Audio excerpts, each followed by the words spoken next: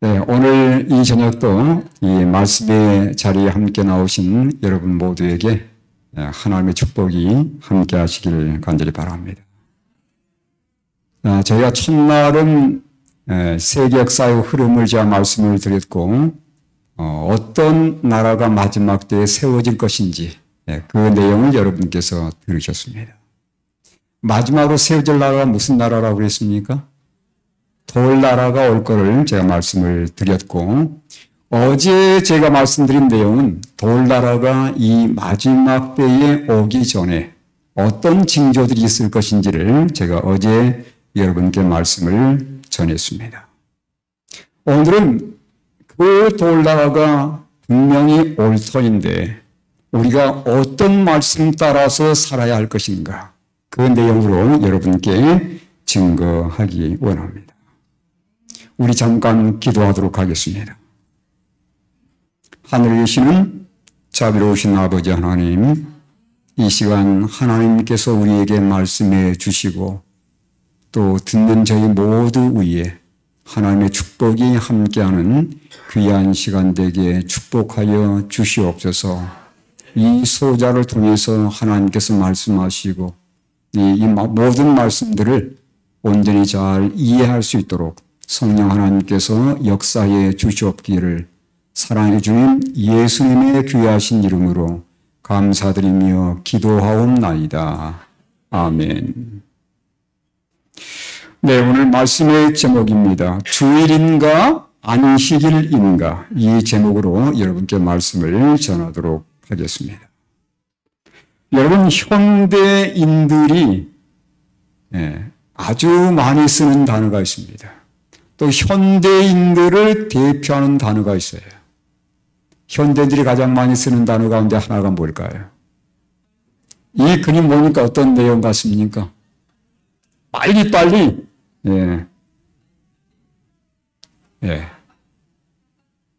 아주 바빠서, 너무도 바빠가지고,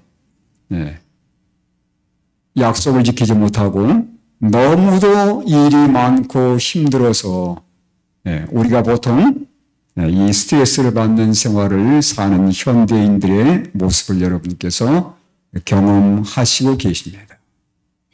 제가 예전에 어떤 교회에 사역을 하게 되는데 그 성도들은 농사를 짓는 분들이에요.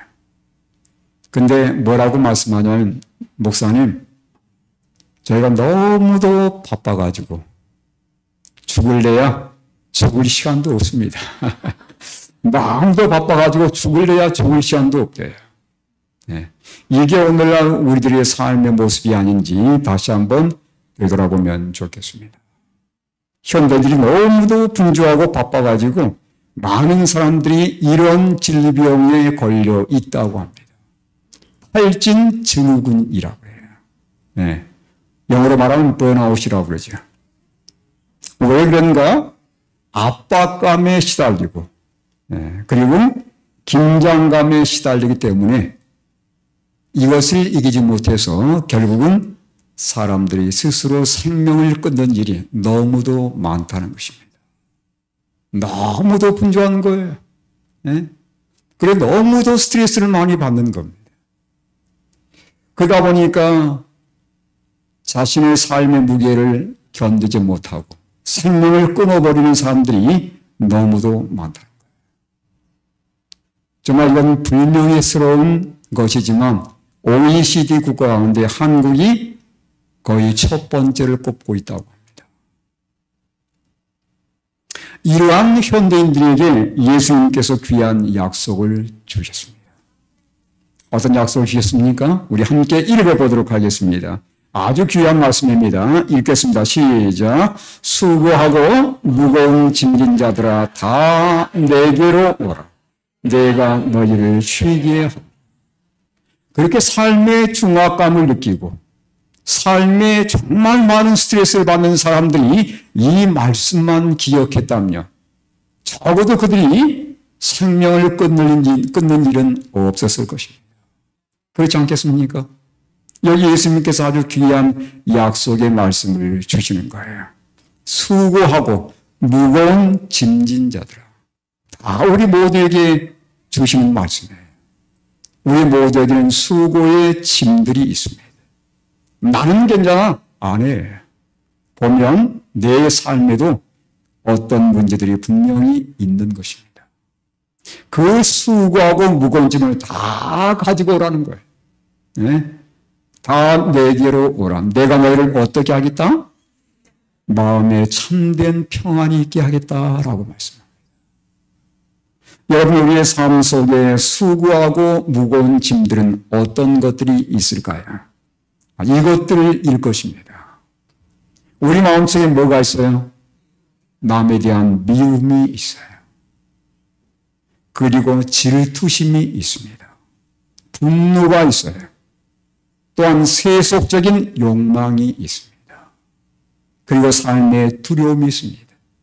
때론 질병 때문에 어려움을 겪기도 합니다. 그리고 뭔가 불안에 쫓기는 삶에 내일에 혹시 무슨 일이 일어나지 않을까 우리는 염려하며 살아가고 있습니다. 삶의 크고 작은 고통들이 있어요. 그리고 정말 사랑하는 가족이 헤어지는 이런 아픔들이 있습니다. 삶의 부절제로 인해서 다가오는 많은 어려움도 있어요. 그걸 이기지 못하는 겁니다. 이거 하면 안 되는데 이게 내 의지로 이겨지질 않는 거예요.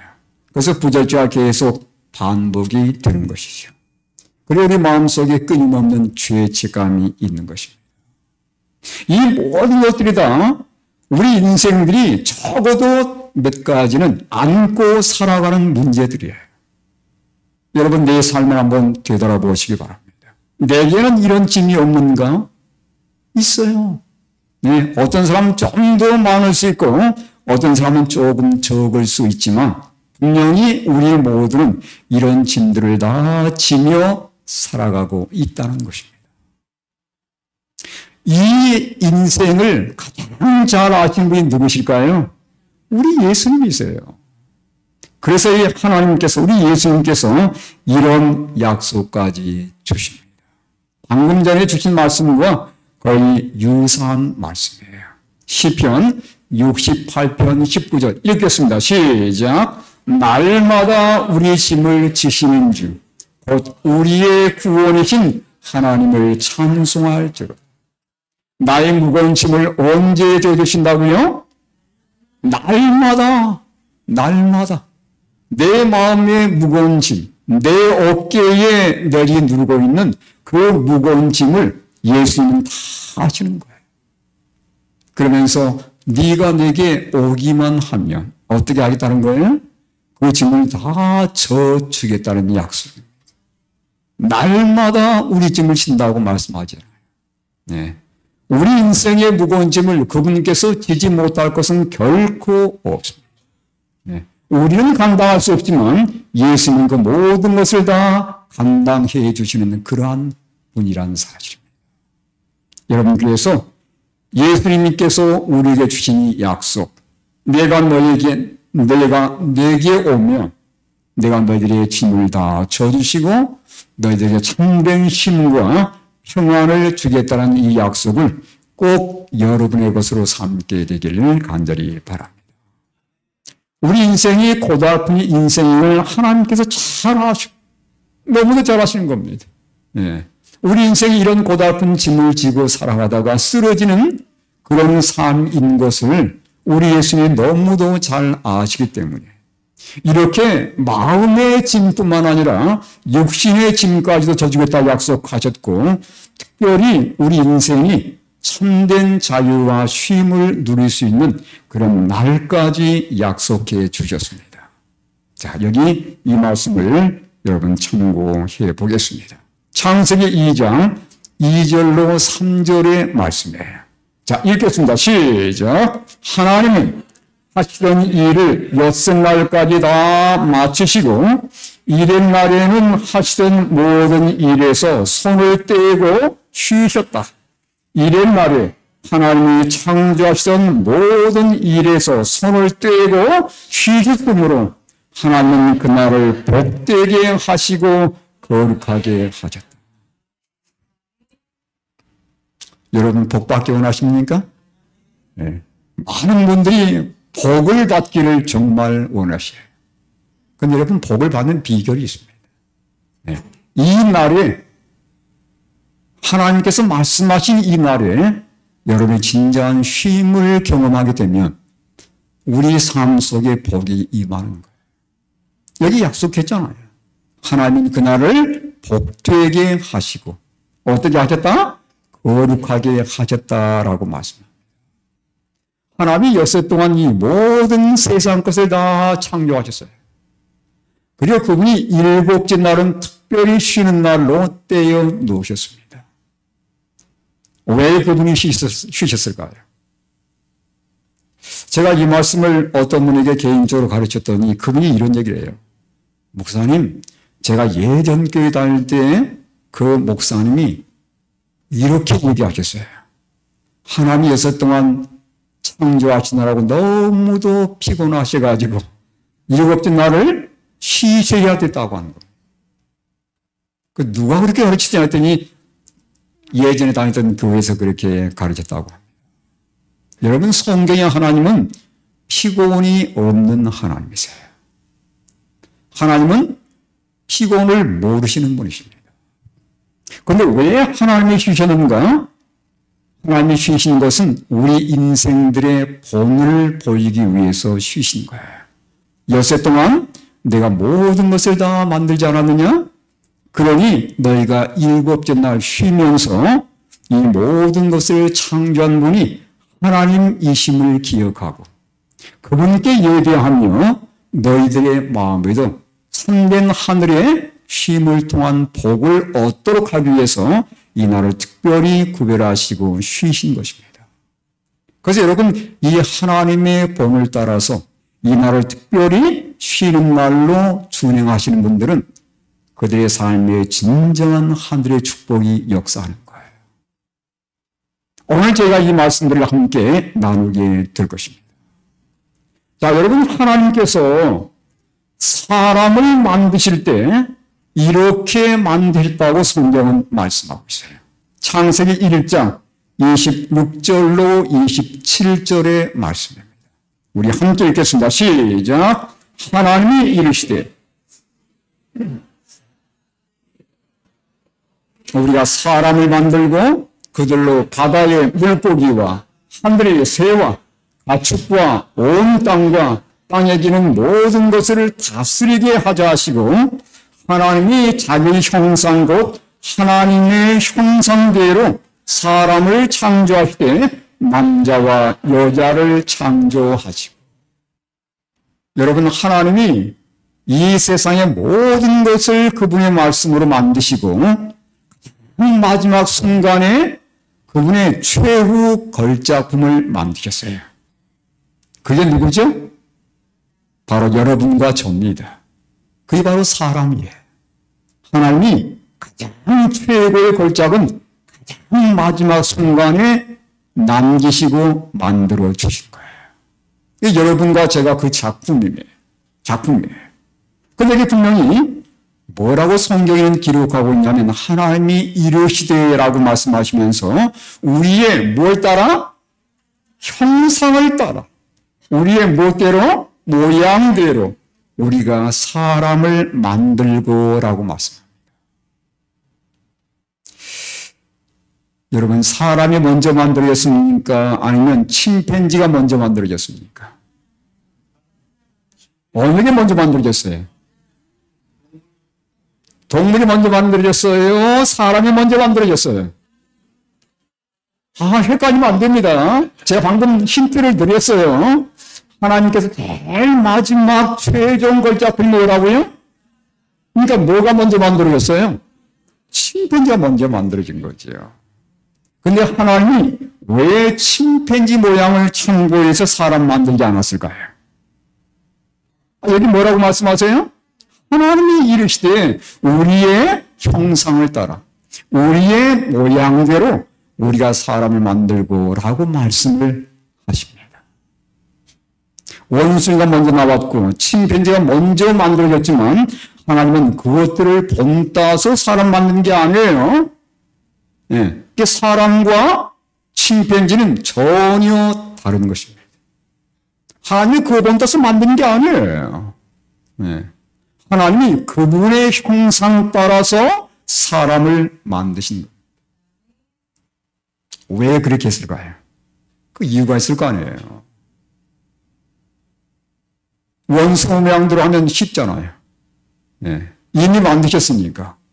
근데 하나님은 전혀 원숭이나 침팬지 모양을 참고하지 않으시고 그분의 모양대로 사람을 만드셨습니다. 왜 그럴까요? 자, 여러분 이렇게 생각해 보시면 쉬워요. 사람과 원숭이가 대화를 할 수 있습니까? 없습니까? 대화할 수 있어요? 없어요.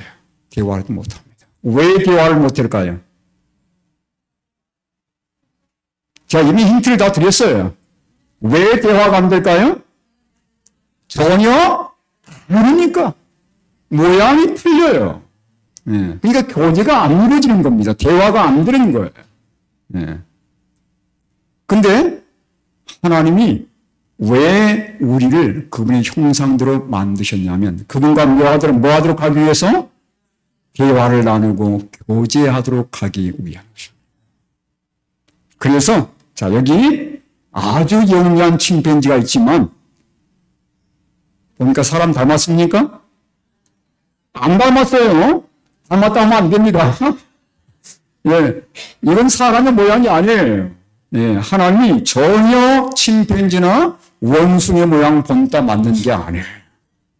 사람은 하나님의 고귀한 형상대로 만들어진 것입니다. 왜 그렇다고요?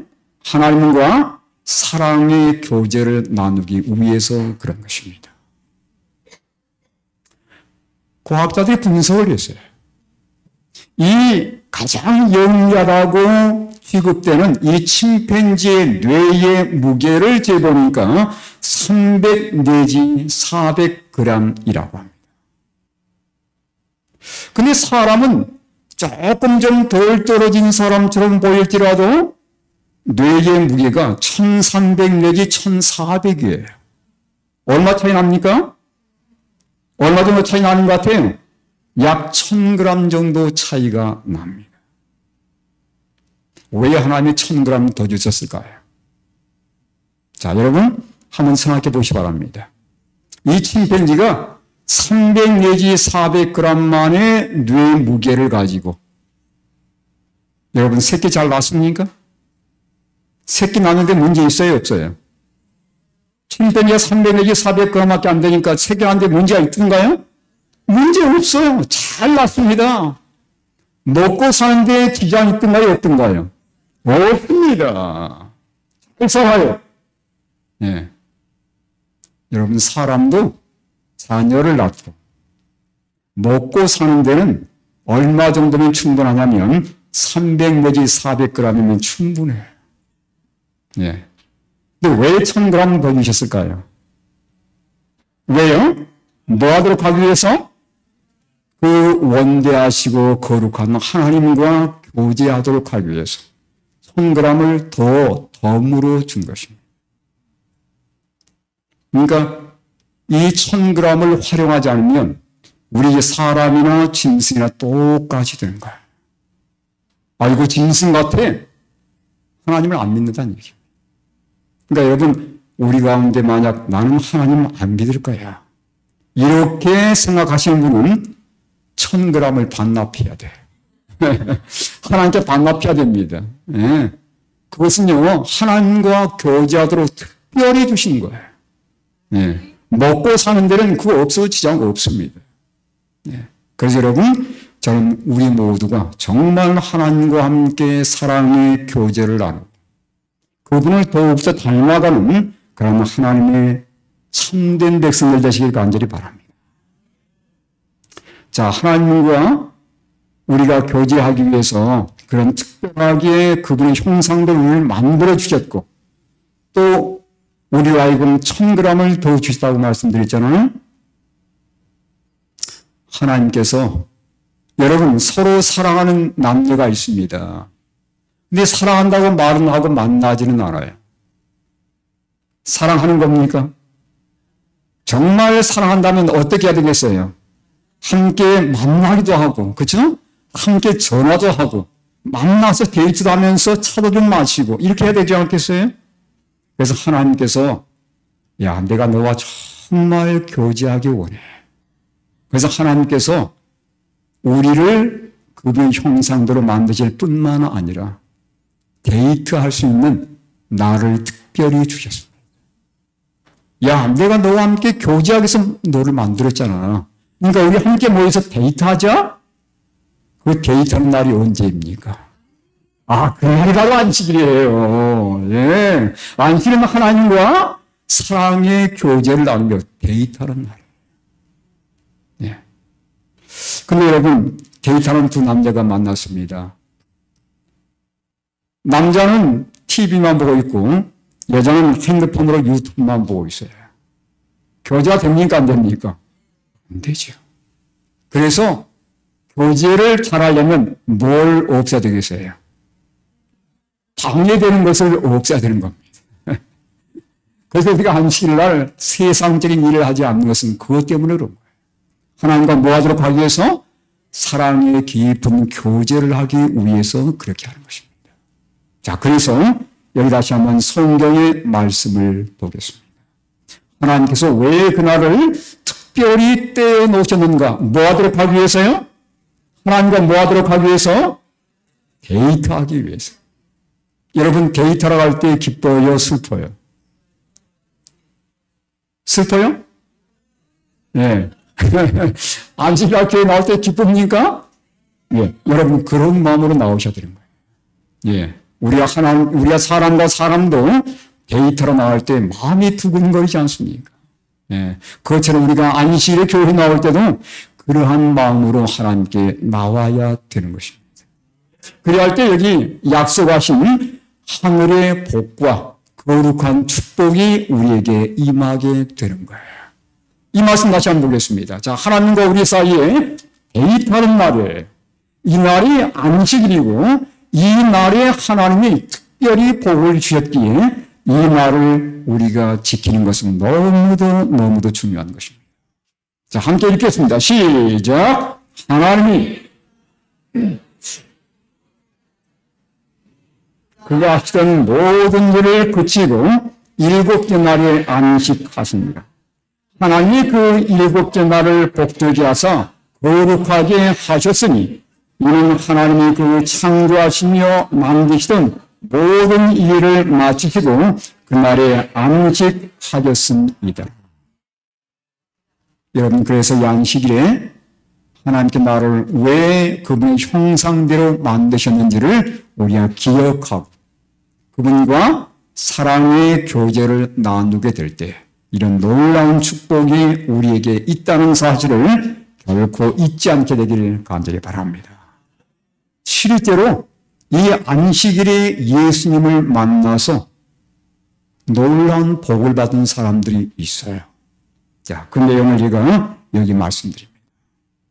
여기 한쪽 손 마른 사람, 안식일에 회당 갔다가 교회당 갔다가 예수님을 만나서 완전히 치료를 받은 내용이에요. 축복입니다. 그 다음에 18년 귀신 들려서 꼬부라진 여인이었습니다. 네. 안식일에 하나님을 섬기기 위해서 교회에 나갔다가 예수님을 만나고 놀라운 치유를 경험하게 된 거예요. 수종병자 마찬가지였습니다. 여기 38년 된 병자 그리고 소경거지까지 그들의 신분에 상관없이 그들이 안식일에 교회 안 갔다가 예수님을 만난 그 덕택에 놀라운 치유의 능력을 경험하게 된 것이에요. 그래서 이 안식일은 우리가 결코 무시해서는 안 되는 가장 중요한 날이라는 사실을 다시 한번 기억하시면서 여러분 모두가 이 안식일을 꼭 성결하여 하나님께 영광 돌릴 수 있게 되기를 간절히 바랍니다. 예수님도 안식일 지켰습니까? 예, 성경에 보면 예수님도 어렸을 때부터 그분의 생명이 다하는 순간까지 안식일을 성별하여 지켰습니다. 본을 보여주신 거예요. 자, 누가복음 4장 16절 읽겠습니다. 시작. 예수께서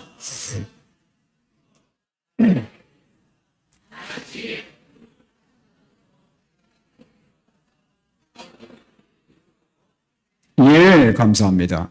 예수님께서 안식일에 늘 하시던 대로 그랬어요.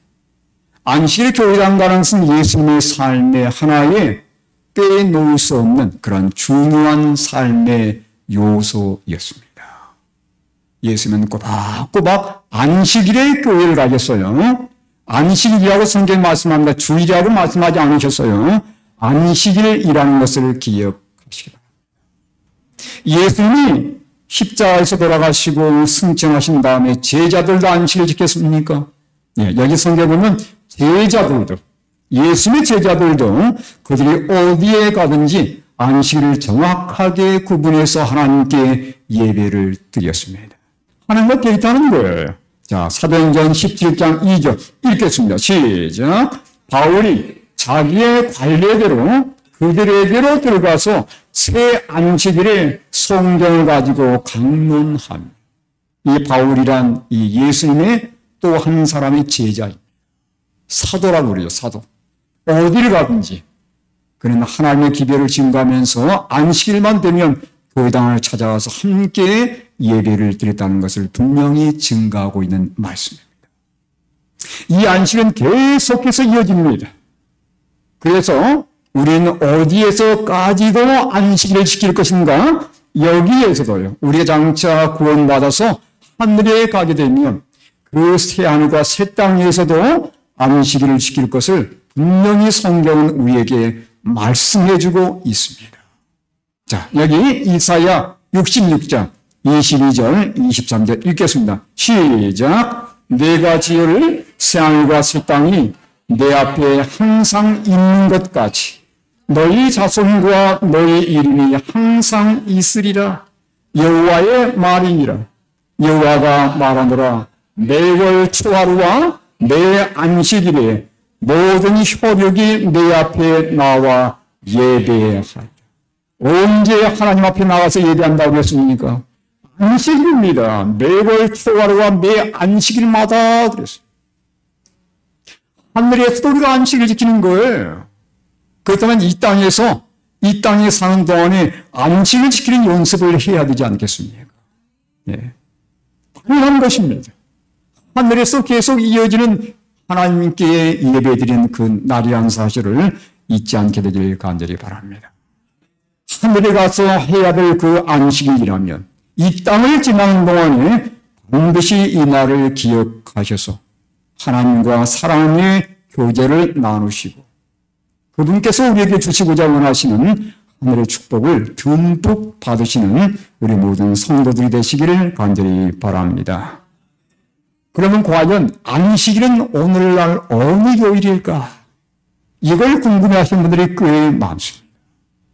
또 이걸 잘못 계산해서 엉뚱한 날 예배드리는 분들도 물론 있습니다. 그래서 오늘 분명히 이 궁금증을 해소해 드려야 될 것 같습니다. 안식일은 과연 어느 요일인가? 누가복음 23장 54절로 24장 2절을 보게 되면 안식일이 어느 날인지를 우리가 분명히 알 수 있는 실마리가 여기에 제공되어 있어요. 자, 조금 길긴 합니다만 우리가 읽어보도록 하겠습니다. 읽겠습니다. 시작.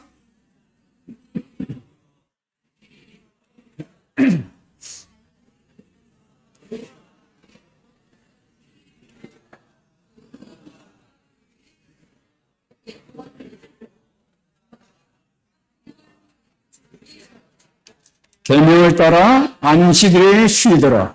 안식 후 첫날 새벽에 이 여자들이 그 준비한 향품을 가지고 무덤에 가서 돌이 무덤에서 굴려 옮겨진 것을 보고. 자, 여기 보시면 여러분, 제가 빨간 글씨로 세 날을 구분해서 표시를 해드렸습니다.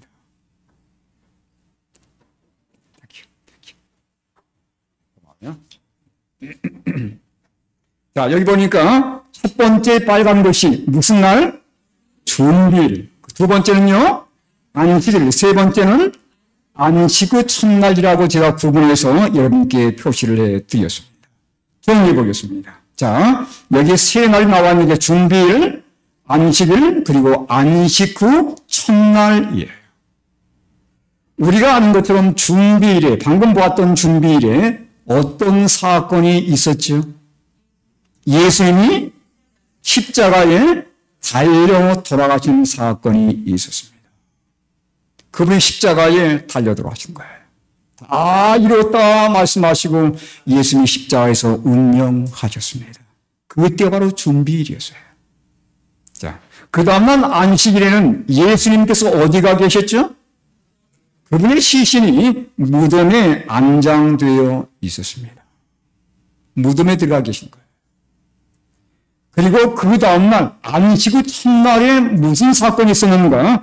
여기 이 말씀을 참고해 보겠습니다. 여기 부활이라고 제가 말씀드렸는데 실제 그랬는가? 여기 마가복음 16장 9절 현대인의 성경에 보니 이렇게 기록을 해 주셨습니다.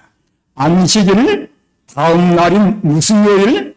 일요일, 이른 아침에 예수님은 뭐 하셔서? 그러니까 안식 후 첫날이 일요일이고 그날 어떤 사건이 있었냐면 예수님께서 부활하신 거예요. 여러분 성경은 우리가 결코 부인할 수 없도록 정확하게 어떤 날이 안식일인지를 우리에게 가르치고자 모든 증거들을 틀림없이 제공해 놓았습니다.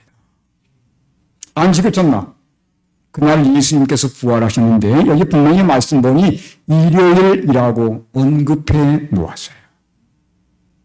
여러분 일반 교회 교인들에게 예수님께서 언제 부활하냐고 물어보면 다 일요일이라고 주장합니다. 이걸 모르면 교인이 안 되겠지요. 예. 그렇다면 그 전에 그 전날 안식일은 무슨 요일일 수밖에 없는 거예요.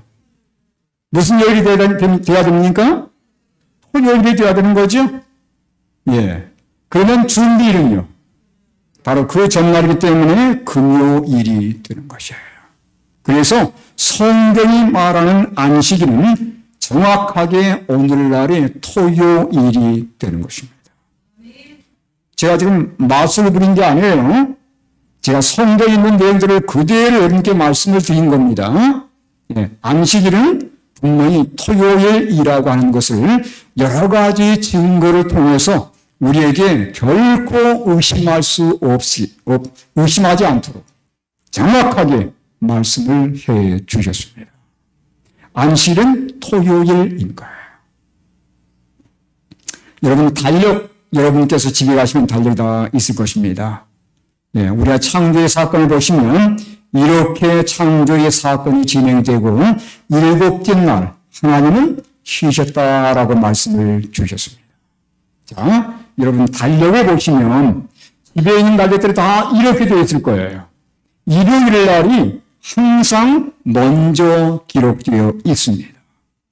그리고 일곱째 날이 토요일로 되어 있어요. 혹시 이것과 다른 달력 혹시 가지고 계십니까? 여러분의 집에? 없지요? 달력이 다 이렇게 되어 있습니다. 현재까지는 이렇게 다 되어 있어요. 첫날은 일요일이 되어 있고, 그리고 일곱째 날은 토요일로 이렇게 제정이 되어 있습니다.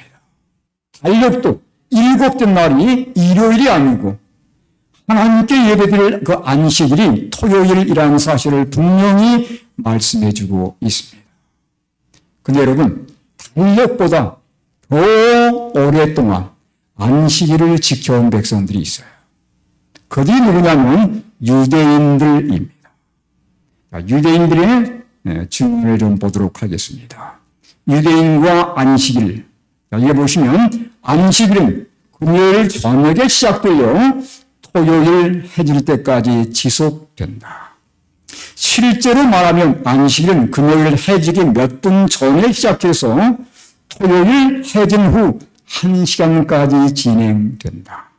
그래서 안식일은 25시간 지속된다. 유대인들은 이 안식일을 어떻게 구분하냐면 해가 지기 전부터 미리 다 준비를 끝내요. 그리고 해가 진 토요일 날 해가 딱 지잖아요. 그걸로 끝나는 게 아니고 1시간 더 지냅니다. 이게 유대인들의 안식을 지키는 방식이에요. 어쨌든 안식일은 무슨 요일이라는 거예요? 토요일이라는 것을 분명히 유대인들이 우리에게 증거해주고 있는 내용입니다. 여러분, 일반 교회 증언 좀 보도록 하겠습니다. 가톨릭 교회, 천주교회라고 그러죠? 천주교회 증언을 여러분 잘 보시기 바랍니다. 자, 여기 천주교회 백과사전에 이렇게 기록되어 있어요.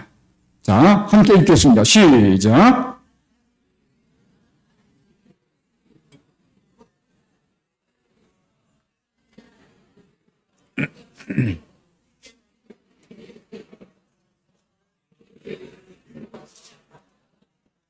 이게 천주교의 주장이에요.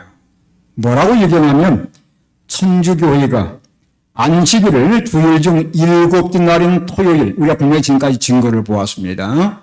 근데 이 날을 고쳐가지고 첫째 날 일요일을 예배일로 바꾸어 버렸다는 거예요.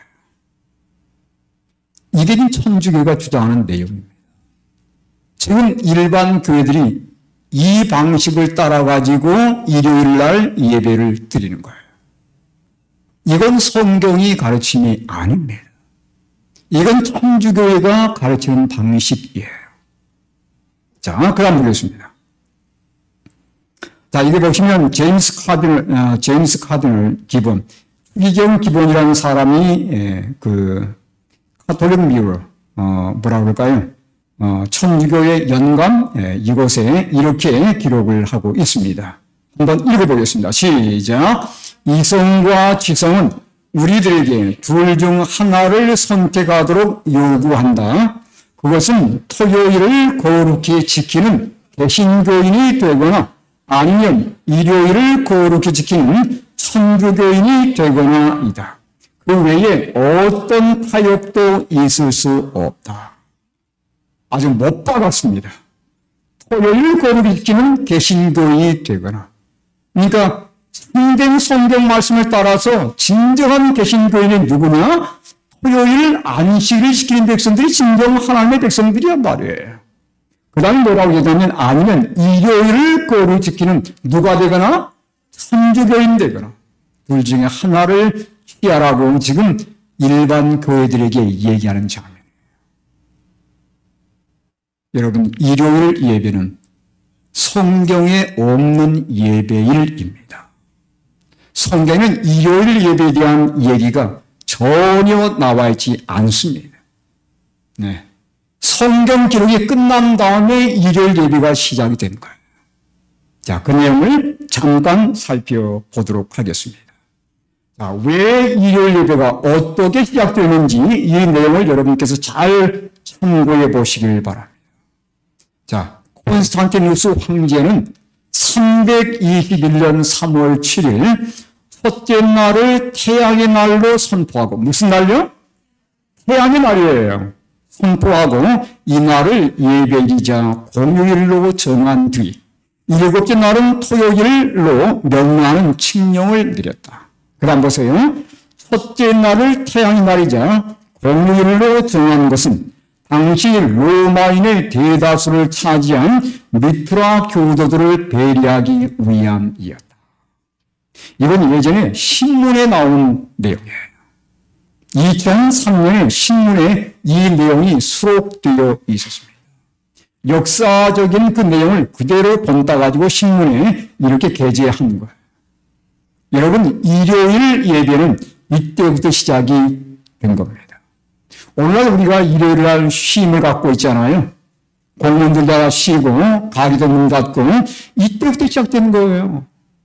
일요일 휴식이 이때부터 시작이 됐습니다. 네. 공휴일 때부터 시작된 거예요.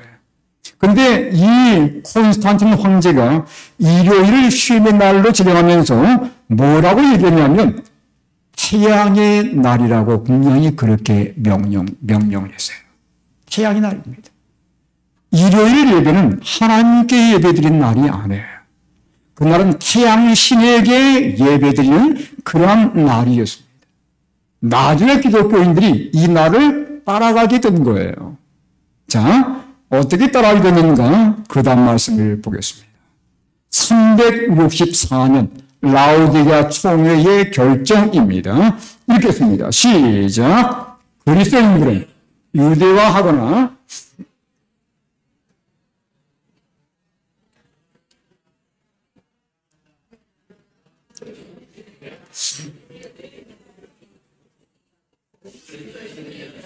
이 날에 일하지 말 것이다. 만일 그들이 유대인화한 사실이 판명되면 그리스도로부터 끊어질 것이다. 이게 언제 발표됐어요? 364년에 결정이 된 것입니다. 아까 로마 황제가 반포한 때가 언제라고 했습니까?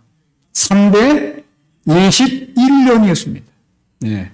근데 세상이 다 이를 따라가는 것을 보면서 우리도 그러면 예배일을 바꾸는 것이 이 사람들이 교회에 나오는데 좀 더 도움이 되겠다? 이런 결론을 내리고 교회 지도자들이 모여가지고 결정을 한 겁니다. 네. 이건 성경에 전혀 나와 있지 않는 예배일이에요. 성경엔 전혀 일요일 예배에 대한 내용이 없습니다. 그들이 예배일을 일요일로 바꾸면서 그날을 무슨 날이라고 명명했냐면 주일 또는 주의 날이라고 그렇게 부르게 된 거예요.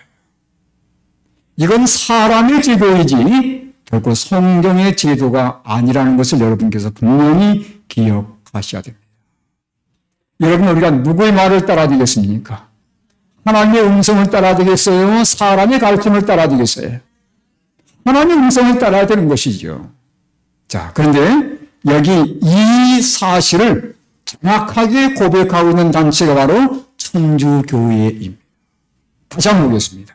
가톨릭교회는 읽겠습니다. 시작. 가톨릭교회는 안식일을 주일 중 7째 날인 토요일에서 첫째 날인 일요일로 변경시킨 후 10계명의 넷째 계명을 고쳐서 일요일을 주일로 지키라고 명하였다. 그러니까 라오디게아 총회 364년 그 라오디게아 총회의 결정을 했던 그 장본인들이 바로 천주교회의 우두머리들이란 말이에요. 그때부터 시작돼가지고 나중에 기독교가 천주교에서 떨어져 나왔죠. 그 제도를 그대로 이어서 내려온 거예요. 그래서 지금도 변함없이 일요일에 예배를 드리고 있는 것입니다. 여러분, 성경은 미래에 이런 일이 있을 것을 예언해 놓았어요. 이게 성경의 놀라운 면입니다. 자, 보십시오. 자, 교회 지도자들이 하나님께 예배해야 할 안식일이 아니라 일요일 태양신을 숭배하는 날에 예배를 드리고 조장할 것을 여기 성경은 우리에게 예언적으로 말씀해 주고 있는 내용입니다.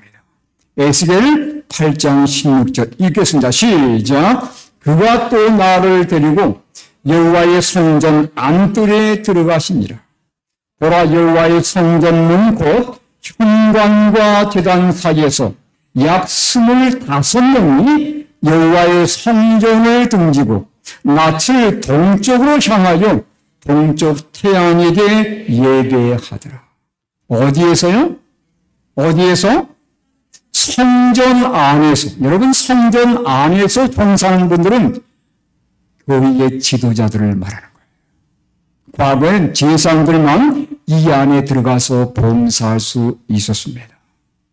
그러니까 성전 안에서 이렇게 25명이 이런 일을 벌이는 것은 교회의 지도자들이 좀 중대한 새로운 관습을 불러온 것을 말씀하고 있는 내용이에요. 자, 그들이 여호와의 성전을 어떻게 하고? 여호와의 성전을 등지고 그랬어요. 여러분, 여호와의 성전에 들어가려면 반드시 동쪽에서 서쪽으로 향해 들어갔습니다. 네. 그러니까 해를 등지고 들어가게 되어 있는 거예요. 그런데 이게 보니까 25명이 여호와의 성전을 등지고라고 말씀합니다. 그러니까 방향을 바꾼 거예요. 그것은 어디를 바라고 있냐면 동쪽을 향하는 것입니다. 그러면서 어떤 일을 벌였어요? 동쪽 태양에게 예배하더라. 태양을 안서 경배하는 거예요. 이게 바로 뭐냐면 장차 교회에 타락한 지도자들이 일요일 예배, 태양신을 숭배하는 일요일 예배 제도를 끌어들어올 것에 대한 예언의 말씀입니다. 25명은 누군가? 여러분, 제가 여기 역대상 24장에 보면 거기 제사장들의 반열이 나와요. 제사장들의 수가 많아지잖아요. 그래서 24반으로 나눕니다. 네. 그래서 이 24명은 제사장 그룹을 상징하는 것이고 교회의 지도자들을 상징하는 거예요. 그 다음에 한 분은 누구냐면 대제사장입니다. 중심지계예요. 플러스 1명, 대제사장. 그러면 몇 명 됩니까? 여기 25명이라고 그러잖아요. 25명이 되는 거예요.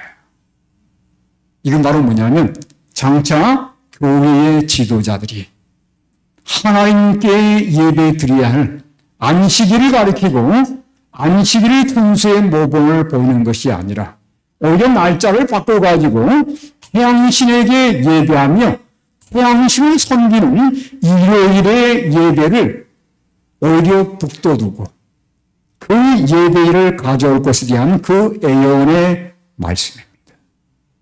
그래서 오늘날 많은 교회들이 속아서 지도자들에게 속아서 일요일날 예배를 드리고 있는 거예요. 그건 결코 하나님의 뜻이 아닙니다. 그건 안식이 아니에요. 하나님께 예배드려야 할 하나님과 함께 데이트하면서 교제하면서 그분이 주시는 축복을 받을 날은 안식일밖에 없다는 것을 여러분께서 분명히 기억하시게 되기를 간절히 바랍니다. 여러분, 일요일 예배는 결코 하나님으로부터 온 것이 아닙니다. 성경에 일요일 예배에 대한 기록은 전혀 없습니다. 성경 기록이 다 끝난 다음에 일요일 예배가 생겨나기 시작했기 때문에 성경에는 일요일 예배에 대한 근거가 전혀 나와 있지 않습니다.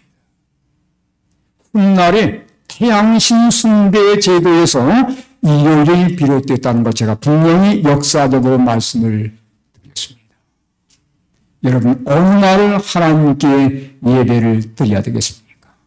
자, 다시 한번 여러분께 묻습니다. 일요일과 안식일, 어느 날이 예배입니까?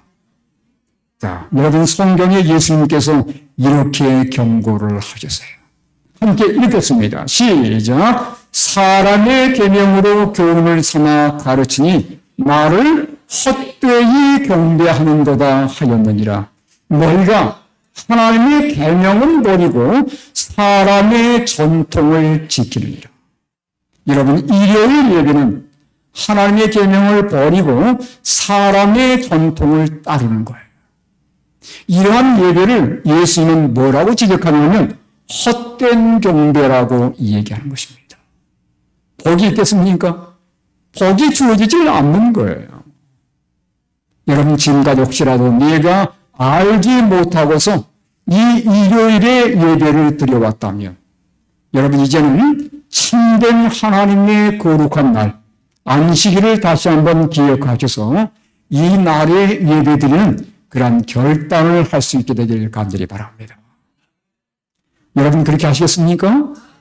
우리 성도들은 이 날을 보다도 거룩한 날로 준수할 수 있기를 바라고, 혹시 이 날을 아직까지 경험하지 못하셨던 분들은 꼭 이 날을 구별해서 하나님께 예배 드리심으로 하나님께서 주시는 참된 하늘의 복을 감당할 수 있기를 간절히 바랍니다. 제가 이제 얘기를 하나 하고 마쳐야 되겠습니다. 그리스도의 농부 헬리에 대한 얘기입니다. 이 헬리는 2200에이커, 평수로 따지면 270만 평 정도 됩니다. 270만 평이니까 얼마나 높겠어요. 그러한 거대한 밀밭을 가진 재림교인이었습니다. 근데 어느 아침에, 금요일날 아침이었어요. 막 일어나서 하나님께 예배드리고 그 다음에 라디오를 틀었는데 그 지역에 갑작스런 폭풍과 온다는 소식이 들린 겁니다. 큰일 났어요. 이걸 다 수확해야 되는데 이걸 무슨 수로 다 수확하는 겁니까? 270만 평이에요. 그런 식구들을 다 깨웠습니다. 그 다음에 트랙터를 몰고 바깥으로 나갔어요. 그리고 하루 종일 이 밀밭을 베기 시작합니다. 이웃 사람들도 다 함께 지금 밀밭에 나와가지고 함께 밀을 베는 거예요.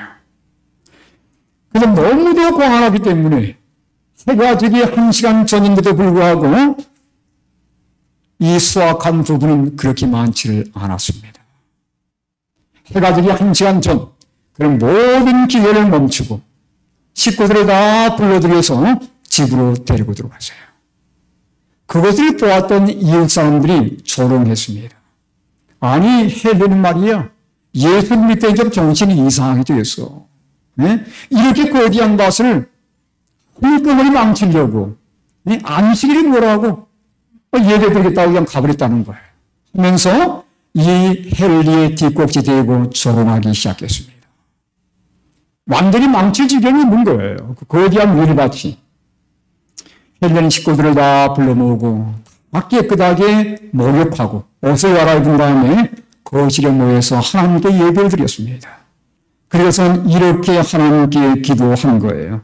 만일 내가 하나님을 신뢰한다면 그분께서 나를 위해서 최상의 일을 하실 것이다. 이렇게 하나님께 기도하면서 모든 걸 다 맡겨버렸습니다. 예. 미국은 교회가 가까이 있지 않아요. 그래서 금요일 저녁은 교회를 가지 못하고 가족끼리 함께 모여서 예배드리는데 바람이 거세지기 시작하는 것입니다. 안식일 아침 일찍이 일어나서 그런 가족을 모으고 함께 기도하고 함께 식사를 나눈 다음에 그 다음에 교회로 향하게 되었습니다. 교회는 63km 떨어진 곳에 교회가 있었습니다. 교회에 도착했더니 성도들이 그 내용을 다 알고 함께 기도하는 거예요. 하나님, 이 안식일에 우리 형제 헬리의 농작물을 보호해 주십시오. 그들이 함께 모여서 다 함께 기도하는 겁니다. 그런데 예배드리는 동안에 우박이 내리고 바람이 불고 비가 치는데 이건 걷잡을 수 없는 거예요. 틀림없이 모든 농작물은 작살나는 겁니다. 예배가 끝났습니다. 함께 가져온 음식을 나누고 그 다음에 집으로 향해 오는데 곳곳에 모든 농작물이 다 파산됐어요. 완전히 다 황폐되었습니다. 우박이 내렸고 바람이 불고 폭우가 내리면서 완전히 다 망가져버린 거예요.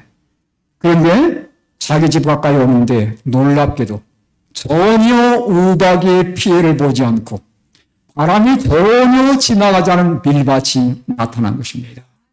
누구의 밭이었겠어요? 헬리의 농작물이었습니다. 그 거대한 농작물, 안식일을 지키느라고 수확하지 못했던 그 모든 농작물이 고스란히 보존되어 있는 거예요. 사람들은 깜짝 놀랐습니다. 어리석은 자만 나왔던 그 헬리의 농작물은 고스란히 보존되었고 정말 늦게까지 일하면서 다 거두지 못한 이웃 사람들의 농작물은 완전히 황폐되어 버린 거예요. 이 소식이 전해지면서 많은 사람들이 헬리의 하나님이 참된 하나님, 헬리가 믿고 헬리가 예배한 그 안식일이 참된 예배일이라는 사실을 그들이 깨닫게 된 것입니다. 여러 사람들이 재림교인 되기로 결심을 하게 되었다는 그러한 얘기입니다. 이 헬리는 엠브리스 대학 근처에 사는 농부였습니다. 여러분, 하나님은 살아계십니까? 안식일을 구별해서 하나님께 헌신하고 충성한 백성들을 위해서 하나님은 복을 주시고 분명히 거룩한 은혜를 주신다는 사실을 결코 잊지 않게 되기를 간절히 바랍니다. 우리 예수님께서 오실 날이 멀지는 않았어요. 하나님은 어떤 백성들을 최종적으로 하늘로 이끄시는가?